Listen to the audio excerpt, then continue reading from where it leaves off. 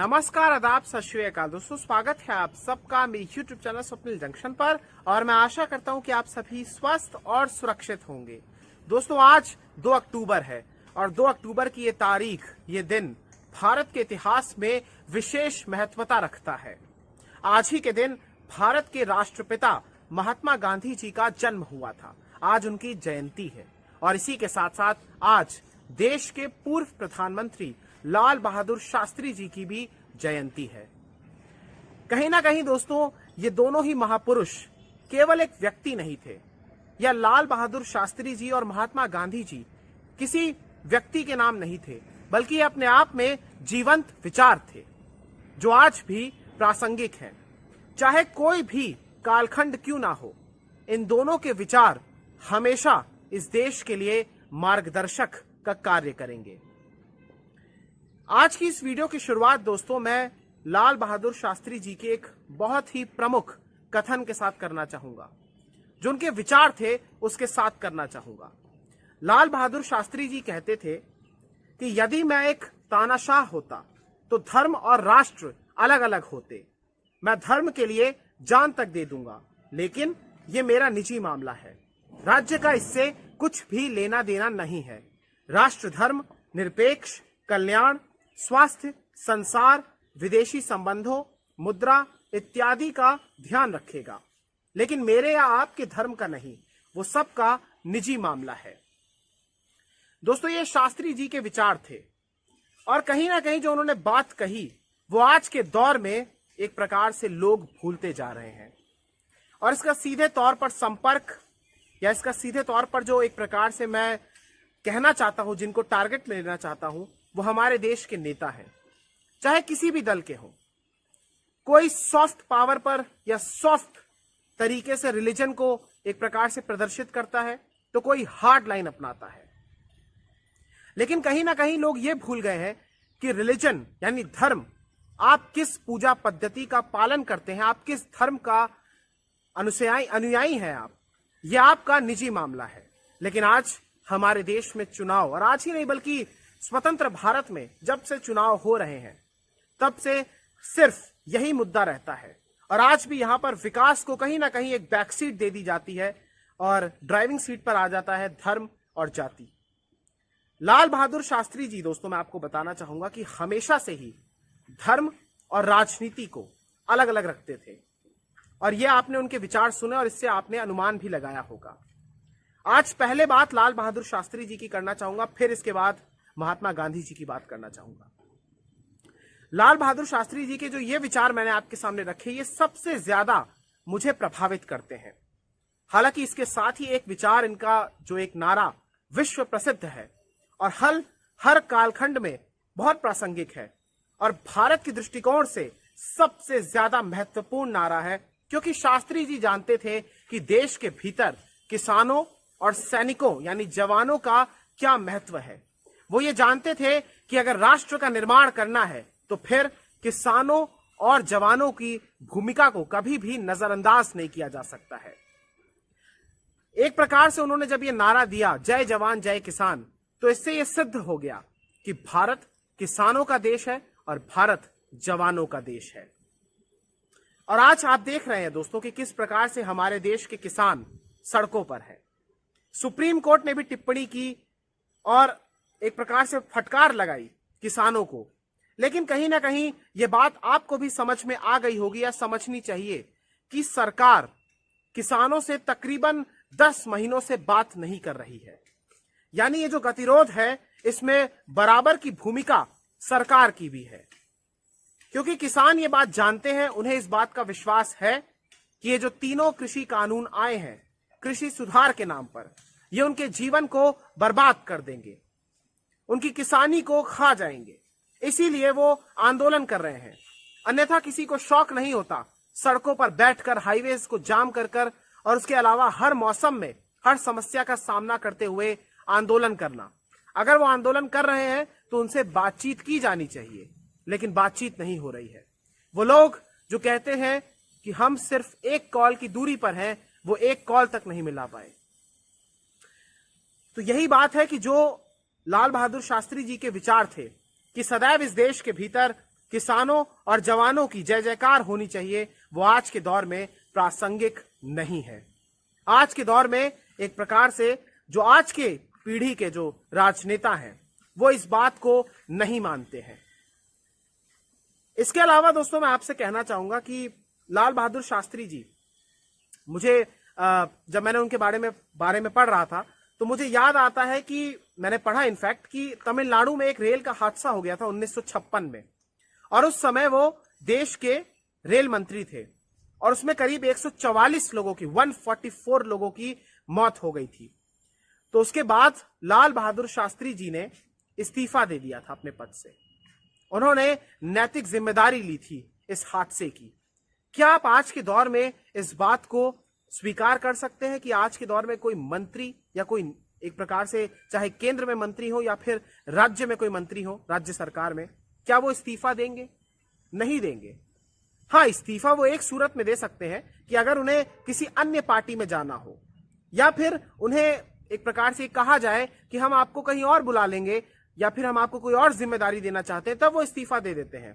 लेकिन बहुत ही इक्का दुक्का एग्जाम्पल आपको दिखेंगे जिन्होंने अपनी नैतिक जिम्मेदारी को स्वीकार करते हुए किसी हादसे पर या किसी ऐसी घटना पर जो कि जिससे देश को जान और माल की क्षति पहुंची हो, उसके बाद उन्होंने अपना त्यागपत्र सौंपा हो।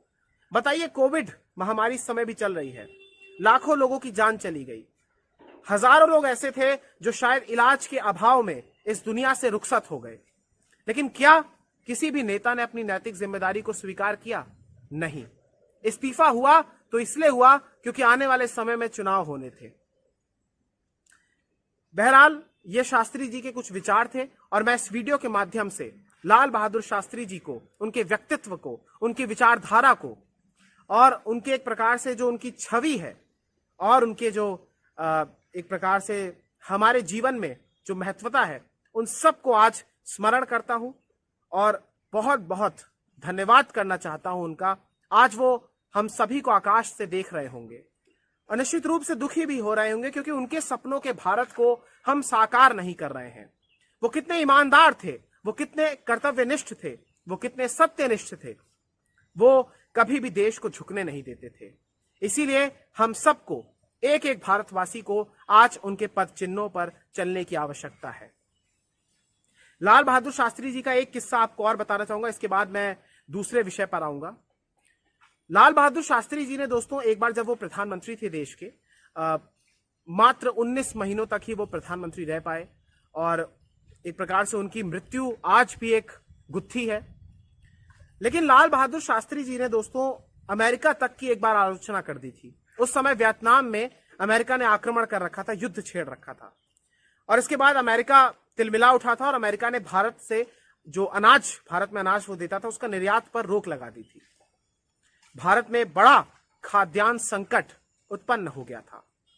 लेकिन आप जानते हैं दोस्तों, आपको पता भी होगा कि लाल बहादुर शास्त्री जी ने इस खाद्यान्न संकट को दूर करने के लिए देशवासियों से एक अपील की। उन्होंने कहा कि दरअसल एक दिन आपको उपवास रखना है सप्ताह में, और उनके आह्वान पर लोगों ने, मैक्सिमम लोगों ने, बल्कि एक दिन ही नहीं, कई कई दिन उन्होंने उपवास रखा, उन्होंने व्रत रखा ताकि देश में खाद्यान्न संकट से लड़ा जा सके। और आज आप सभी जानते हैं कि उन्हीं के प्रयासों के कारण आज भारत खाद्यान्न और एक प्रकार से एग्रीकल्चर में, फूड की ग्रोथ में और फूड को प्रोडक्शन में, पैदा करने में आज भारत की भूमिका कितनी अहम है। आज भारत आत्मनिर्भर है, तो कहीं ना कहीं इसका श्रेय भारत के पूर्व प्रधानमंत्री लाल बहादुर शास्त्री जी को भी जाता है। दोस्तों, इसी के साथ साथ आज देश के राष्ट्रपिता महात्मा गांधी जी की जन्म जयंती भी है, मोहनदास करमचंद गांधी जी। दोस्तों, गांधी जी एक ऐसे व्यक्ति हैं, एक ऐसे महापुरुष हैं हमारे देश के, जिनके सम्मान करने वाले, जिनसे प्यार करने वाले और जिनकी विचारधारा पर चलने वालों की संख्या करोड़ों में है। लेकिन चंद ऐसे लोग भी हैं जो उनसे घृणा करते हैं। और कहीं ना कहीं मैं उनसे सिर्फ इतना कहना चाहूंगा कि आप अपने विवेक से सोचिए और आप एक बार उनके व्यक्तित्व को, उनके विचारों को जरूर पढ़िए और फिर इसके बाद निर्णय लीजिए। मैं ये नहीं कहता कि किसी से भी गलती नहीं हो सकती या कोई भी महापुरुष पाक साफ है। वो भी इंसान है, वो भी मानव है, वो भगवान नहीं है कि उनसे कोई भी अपराध नहीं हो सकता। हो सकता है उन्होंने कुछ गलतियां की हो, लेकिन हमें हमेशा से एक बड़ी पिक्चर को देखना चाहिए। हमें उस बड़ी तस्वीर को देखना चाहिए जो महात्मा गांधी जी ने इस देश की दी है। महात्मा गांधी जी ने दुनिया के समस्त लोगों को, सभी लोगों को एक प्रकार से अहिंसा का पाठ पढ़ाया। दक्षिण अफ्रीका से लेकर भारत तक उनके सम्मान करने वालों की संख्या कम नहीं है और उनका प्रभाव बहुत ज्यादा है। प्रभाव इतना ज्यादा है कि उनकी जन्म जयंती को विश्व भर में अंतर्राष्ट्रीय अहिंसा दिवस के तौर पर भी मनाया जाता है। इसलिए मैं आपसे ये कहना चाहूंगा, जो भी अगर महात्मा गांधी जी का विरोध करते हैं तो कुछ तो बात होगी उनमें कि उनके सम्मान में, उनके समाधि स्थल पर जाकर पुष्प अर्पित करते हैं देश के राष्ट्रपति, प्रधानमंत्री और अपने अपने राज्यों के मुख्यमंत्री। महात्मा गांधी जी ने दोस्तों दुनिया भर को अहिंसा का पाठ पढ़ाया, सत्य बोलने का पाठ पढ़ाया, ईमानदारी का पाठ पढ़ाया और पाठ पढ़ाया कि कैसे आप स्वदेशी को अपना सकते हैं। महात्मा गांधी जी ने देश में निर्मित जो प्रोडक्ट्स थे, जो देश में निर्मित उत्पाद और वस्तुएं थी, उनका प्रमुख तौर से समर्थन किया और उन्हें अपनाया। और इसी चीज को, इसी विचार को हमें अपने जीवन में अपनाने की आवश्यकता है। महात्मा गांधी जी के विचार अनुकरणीय है और उनका अनुसरण करना हम सबका फर्ज है, हम सबकी जिम्मेदारी है और हम सबका धर्म भी है। महात्मा गांधी जी के दोस्तों कुछ विचार हैं जिन्होंने मेरे जीवन को काफी ज्यादा प्रभावित किया और मैं इस वीडियो के माध्यम से आपको बताना चाहूंगा। देखिए, सबसे पहले उनका विचार जो कि आप दुनिया में जो परिवर्तन देखना चाहते हैं, पहले उसे स्वयं में लाइए। यह विचार वाकई में सर्वश्रेष्ठ है, क्योंकि अगर आप अपने भीतर ही वो बदलाव नहीं लाएंगे जो आप दुनिया में देखते हैं, तो फिर दुनिया में कैसे बदलाव आएगा? भाई, दुनिया भी तो आप ही से बनी हुई है। ये देश क्या है? ये देश हम और आप ही तो है। और अगर हम और आप ही बदलाव नहीं लाएंगे, अपनी रूढ़िवादी सोच को परिवर्तित नहीं करेंगे, समाज में या अपनी सोच में लचीलापन नहीं लाएंगे, हिंसा और धर्म के नाम पर राजनीति से मुंह नहीं फेर लेंगे, तो फिर कैसे एक प्रकार से यहां पर बदलाव नहीं आएगा? बदलाव तभी आएगा जब हम अपनी सोच को बदलेंगे। और महात्मा गांधी जी ने ये बात सत्य कही कि अगर आपको कोई बदलाव लाना है विश्व में या देश में, तो पहले आपको स्वयं में बदलाव लाने की आवश्यकता है। और यह वाकई में हर दौर में प्रासंगिक है और हर क्षेत्र में प्रासंगिक है और हर व्यक्ति पर यह बात लागू होती है।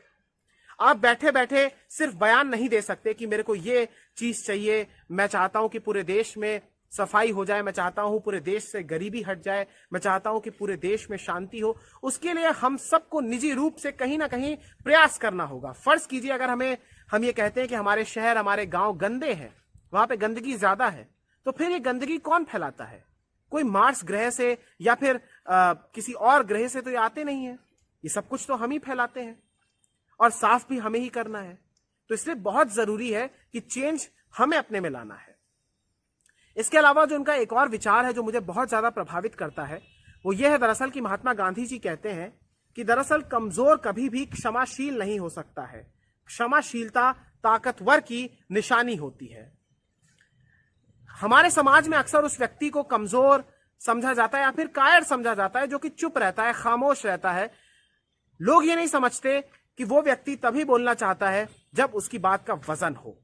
और यहां पर जब बात माफी की हो रही है, तो मेरा ऐसा मानना है कि दुनिया में सबसे बड़ा दान अगर कोई है तो वो है किसी दूसरे को माफ कर देना, क्षमा कर देना।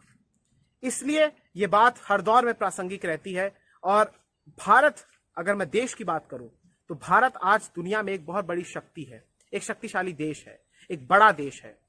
और कुछ लोग कहते हैं कि भारत या कुछ ऐसे देश हैं जो भारत की न्यूक्लियर पॉलिसी का, न्यूक्लियर वेपन्स का विरोध करते हैं। और इस बयान में आपने देखा होगा कि इसका मैं जो दूसरा अर्थ एक आपको बताना चाहूंगा, जो दूसरा अभिप्राय है वो ये है कि विश्व में शांति भी वही ला सकते हैं जो खुद ताकतवर हो। कमजोर कभी भी शांति नहीं ला सकता है। इसलिए अगर इस बयान को हम हथियारों के तौर पर देखें तो ये वहां पर भी प्रासंगिक बैठता है। एक बात और दोस्तों, कि महात्मा गांधी जी का जो फोकस था वो प्रमुख तौर पर अहिंसा पर था और साथ ही साथ स्वदेशी प्रोडक्ट्स को अपनाने पर था, और जिसके लिए उन्होंने असंख्य और कई ऐसे आंदोलनों को छेड़ा कई सारे मार्चेस किए और उनकी एक आवाज पर देश एकजुट हो जाता था। क्योंकि महात्मा गांधी जी ये बात जानते थे कि अगर राष्ट्र का निर्माण करना है तो सबसे पहले हमें अपनी अर्थव्यवस्था का निर्माण करना होगा और हमें देश के नागरिकों के भीतर उस सोच के बीज को भी उगाना होगा, बोना होगा, जिसके बाद स्वदेशी अपनाने और आत्मनिर्भरता की खेती हो सके। महात्मा गांधी जी ने हमेशा फोकस किया कि हम अपने देश में निर्मित उत्पादों का ही उपयोग करें। खादी सबसे बड़ा उदाहरण है और जितने भी उन्होंने आंदोलन किए उसमें प्रमुख तौर पर यही संदेश जाता है कि भारतीयों की अंतरात्मा को, उनकी चेतना को जागने की आवश्यकता है। क्योंकि कोई भी देश तब तक जीवित नहीं हो सकता या उसके अंदर वो तब तक जीवित नहीं रह सकता जब तक वो किसी अन्य देश के उत्पादों का प्रयोग करे। और भारत में ये सोच अभी डेवलप होना फिर से शुरू हुई है। आजादी के बाद की मैं बात कर रहा हूं, लेकिन अभी भी हमारे मार्केट्स में विदेशी उत्पादों का बोलबाला है। चीन, अमेरिका और प्रमुख तौर पर चीन, आप देख लीजिए उसके उत्पाद कितने हैं यह आप सभी जानते हैं। इसके अलावा सत्य बोलने की जो उनकी बात थी, जो वो कहते थे कि हमेशा आपको सत्य बोलना चाहिए। सत्य वाकई में ऐसी चीज है जो वाकई में आपको सम्मान दिलाती है, क्योंकि सत्य बोलते समय आपको कभी भी याद नहीं रखना पड़ता कि यार सिचुएशन क्या थी या हमने क्या, हमारा पॉइंट ऑफ व्यू था। हाँ, जब आप झूठ बोल रहे हैं तो फिर आपको, जब आप एक व्यक्ति से झूठ बोलते हैं तो दूसरे से आपको याद करना पड़ता है कि मैंने पहले को क्या बोला था, और उस पूरी जद्दोजहद में आप कुछ ना कुछ ऐसा बोल देते हैं जो कि आप फिर पकड़ में आ जाते हैं। तो सत्य बोलना बहुत जरूरी है, ईमानदारी बहुत जरूरी है और भ्रष्टाचार से मुक्ति बहुत जरूरी है। इसके अलावा गांधी जी के जो गांव को लेकर विचार थे, अर्थव्यवस्था को लेकर जो उनके विचार थे, रूरल इकोनॉमी को डेवलप करने को लेकर जो उनके विचार थे और उनके जो तमाम विचार थे प्रमुख तौर पर, उनको एक प्रकार से हमारी शिक्षा व्यवस्था में शामिल किया जाना चाहिए शुरुआत से ही। क्योंकि हमारे देश के जो बच्चे हैं, जो आने वाली पीढ़ी है, भावी पीढ़ी है, वो कहीं ना कहीं हमारे देश के महापुरुषों के चरित्र से, उनके विचारों से मरहूम रह गई है। उन्हें शायद इनका महत्व नहीं पता। और मैंने प्रमुख तौर पर कई लोगों से बात करी जो मुझसे ऑब्वियसली आयु में छोटे हैं, तो मैंने उनसे पूछा कि क्या आपको इन दोनों के बारे में कुछ भी पता है। तो उनको 2 अक्टूबर के बारे में 2 अक्टूबर से ज्यादा कुछ नहीं पता था, और यह भी नहीं पता था कि लाल बहादुर शास्त्री जी का भी जन्म आज ही हुआ था। ये दुखद है, क्योंकि ये हमारे महापुरुष हैं और ये इन दोनों महापुरुषों के, और ना सिर्फ इन दोनों की मैं बात कर रहा हूं बल्कि हर एक इस देश के जो स्वतंत्रता सेनानी हैं या थे, जिन्होंने इस देश के लिए अपना सर्वस्व न्यौछावर कर दिया, वो सभी हमारे लिए ईश्वर के समान है। हम सभी को जितना हो सके उनके बारे में पढ़ना चाहिए और हमारी सरकारों को भी इस बारे में फोकस करना चाहिए, ध्यान देना चाहिए कि कैसे हम अपने महापुरुषों को बच्चों की पुस्तक में लेकर आए। और यह भी फोकस करना चाहिए कि वो सिर्फ पुस्तकों में ही ना रह जाएं, बल्कि उसको, उनके विचारों को, उन्हें हमें इस देश के निर्माण में, नए भारत के निर्माण में किस प्रकार से हमें उनके विचारों का मार्गदर्शन लेना है, प्रेरणा उनसे प्राप्त करनी है, उस पर भी हमें सोचने की आवश्यकता है। जाते जाते मैं यही कहना चाहूंगा कि महात्मा गांधी जी और लाल बहादुर शास्त्री जी को आज बहुत बहुत नमन। और इस वीडियो के माध्यम से मैंने एक छोटी सी कोशिश की है कि मैं आपको कुछ बता सकूं, अपने विचार रख सकूं। कुछ तो बात होगी दोस्तों, बस यही कहना चाहूंगा कि महात्मा गांधी जी के एक आग्रह पर, एक अपील पर पूरा देश एकजुट हो जाता था। और कुछ तो बात होगी लाल बहादुर शास्त्री जी में भी, जो कभी कॉम्प्रोमाइज नहीं करते थे, जो कभी भी समझौता नहीं करते थे, और उनकी एक आह्वान पर पूरा देश उपवास रखने को एक प्रकार से सहमत हो गया था। नमन है इन सभी को। याद रखिएगा कि इस देश के महापुरुषों से, आपसे भी ये देश जीवित है। ये पहचान इस देश की, हमारे महापुरुष, हमारी संस्कृति, हमारी सभ्यता और ये राष्ट्र भारत है। ये राष्ट्र हमेशा रहना चाहिए। इस राष्ट्र की पहचान है एकता और अखंडता। इसीलिए नफरत नहीं, प्यार कीजिए और इन महापुरुषों को, सभी महापुरुषों के विचारों को अपने जीवन में, इनके मूल्यों को अपने जीवन में लाने की कोशिश कीजिए, प्रयास कीजिए, प्रयत्न कीजिए। निश्चित रूप से मेरा यह भरोसा है कि आप जरूर सफल होंगे। बहुत बहुत शुक्रिया, बहुत बहुत धन्यवाद। आप सभी को गांधी जयंती और शास्त्री जयंती की बहुत बहुत बधाई और शुभकामनाएं। याद रखिए कि इनको सिर्फ एक दिवस के तौर पर नहीं, बल्कि हमें पूरे अपने, जब तक हम जीवन में हैं, जीवित हैं, हमें हर दिन इनके विचारों को अपने जीवन में लाना है और हर दिन इन्हें सेलिब्रेट करना है। छुट्टी तक ही सीमित नहीं रखना है। बहुत बहुत शुक्रिया, बहुत बहुत धन्यवाद। जय हिंद, जय भारत, वंदे मातरम, इंकलाब जिंदाबाद, सत्यमेव जयते। नमस्कार।